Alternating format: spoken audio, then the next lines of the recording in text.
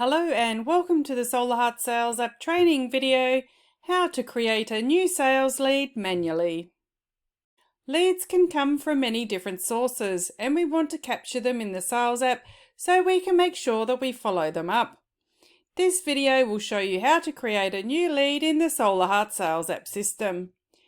Before you continue with this video, please ensure you have watched the How to Create a New Customer video before proceeding.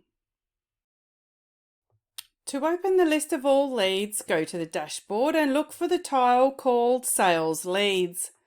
The number you can see is showing you how many leads are opened in the Sales App system.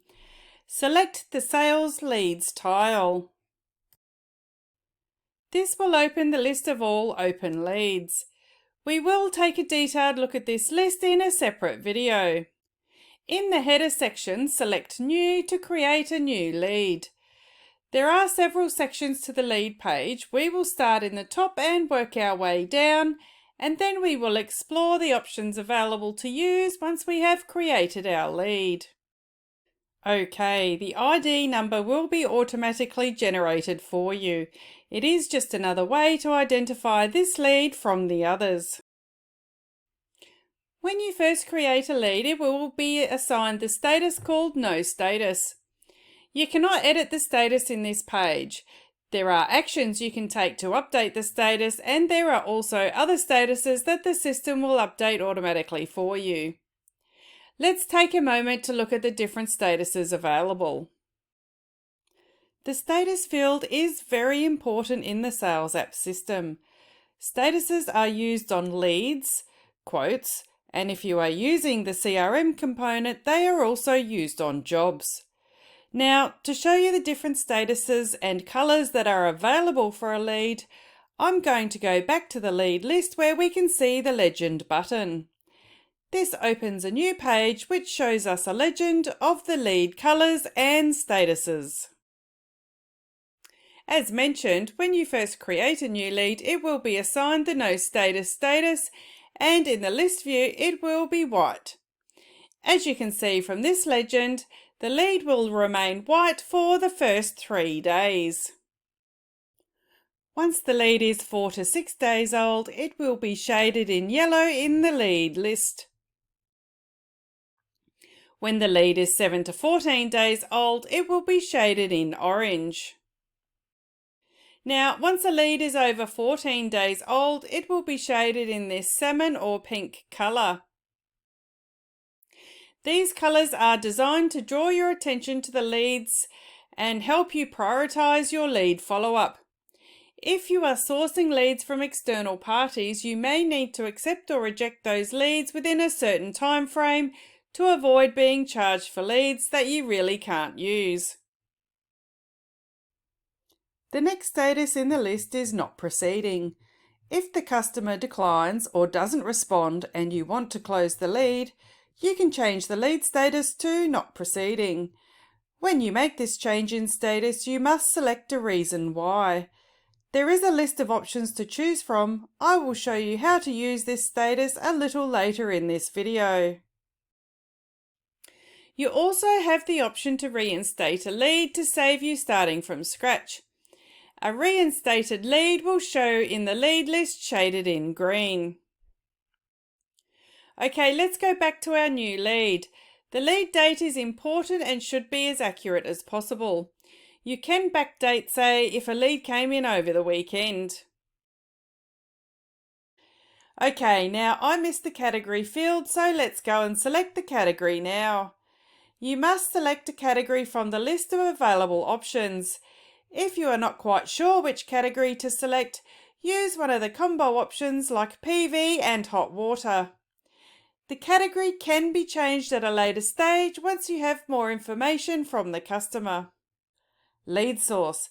Where did the lead come from? Select from the list of available options. Each dealer will have different options to choose from. Please note that if you select referral, a new field is added to the page and you will need to nominate the referring customer, who will then receive the $200 gift card. Customer. The customer may or may not already exist in your database. If you haven't already, please watch the video on creating a new customer before you go ahead and create any new records. You can create a new customer during the lead process. I'm going to use a customer I've already created as there is a separate video on creating a new customer. For this lead, I am selecting the customer called Warren Wiggins. Once you select a customer, there will be a number of fields updated with information from the customer card, including the site. Ensure the site is correct for this new lead. Billing customer. You can select a different billing customer if required. This may be for a landlord in a rental property or for an insurance job. Next, you can add a job reference number if your customer requests it. The next three fields allow you to add existing customers as other contacts for business, real estate, and a builder. This provides you with quick access to other contact information relating to this customer and their lead. As we scroll down, we can see some data that has defaulted in from the customer card. There are more customer details, a second contact, and the details of the other contacts assigned. Going back to the top, if we look at the right-hand side, we can see two additional boxes being the installation details and the lead notes. The installation details box is being removed in an upcoming version, so we can ignore that box for now. Lead notes. Lead notes will flow through to the quote and they are crucial for your salespeople. This is a great way to share information across the team for this particular lead.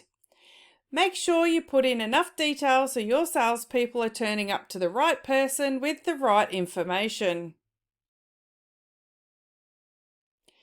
Now that we have entered all of the information for this lead, let's take a look at the options in the header. Delete. Delete should be used with caution. Set reminder. You can use this option to set a reminder date for this lead. Once this reminder date has passed, the lead will be shaded in red in the lead list. This is exactly the same functionality that is available in the sales quotes. Change status. This is where you can close the lead by selecting Not Proceeding and then select a reason code. If you are looking to reinstate a previously closed lead, you can change the status to reinstated. Activity log. This is the story for this lead, which will become the story for the quote. The activity log tracks all the activities for this lead. You can see that the first entry has been added when we created the lead. The next activity shows the lead notes being added. You can add more activities and tasks to this lead, but this will be covered in a separate video. Schedule a lead. Scheduling a lead is covered in another video, so I won't cover it again here. Documents. You can add documents to the lead that will flow through to the quote, so if the customer sends you plans, etc., you can save them with the lead so you don't have to ask for them again later. And you can send an email directly from this lead if your admin team have set up an email option for this. These are automated emails which use merge fields to insert names, etc. You do not get the chance to edit the email. It will be sent as soon as you select the OK button. Okay, great. That is the new lead created. The next video will show you how to find your lead and also how to schedule an appointment. That's the end of this video. Thanks for watching and see you soon.